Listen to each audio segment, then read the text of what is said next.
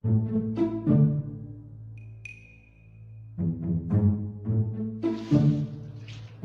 zargi bulu. Ani nan na zo. Yawwa. Yawwa, na ga kamar yau kana da kirki ko? To ban na faɗa ma wani abu. To ina jin ka. Na san kai ɗaya iskan yaro ne.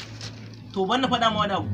Na siyo rufai da yogurt kuma na tsayanya a cikin na zuba a cikin wani kofi yana cikin kitchen. To kar ka gan shi kuma ka je ka sha.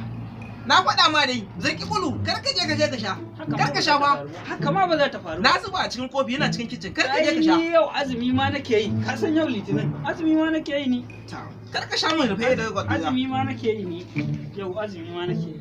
To shikenan zo nan dai. Kar fa ka sha.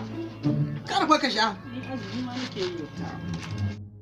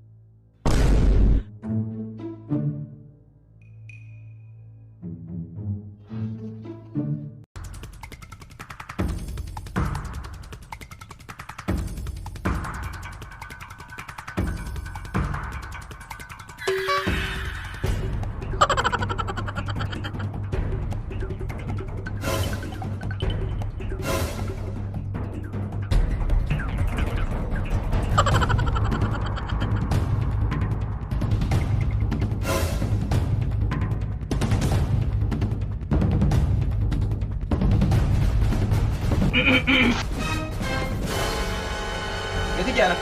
Wata Baba, wallahi wani bera ne na kai shi katoto nake Kai ya na ga rufai da yogurt ina hannunka. Ya zo zai sace ta ne shine na kore shi kaga wancan katon dutsen shi na buga masa ban same shi ba shine ya shige rami. Beran Shine yanzu nake ya rasa abin da ya taba sai rufai da yogurt. shine yanzu nake jiran sa in ya fito. Na zauna nake jiran sa in ya fito sai in karasa kashe shi. Sai in bai maka abunka ka san na ce ma azumi nake yi. Okay, na ga alama, na ga alama. Sai in rufe maka kanka. To amma yanzu kai ba me za ka yi da wannan? Ina bere yake. Ai na ce ma ya gudu. To, Shi yasa ni ma yanzu ka ga na rufe maka ma. to ba da ma ni Kuma ma yanzu fita zan. ni ma ban da kashe wani beran yanzu.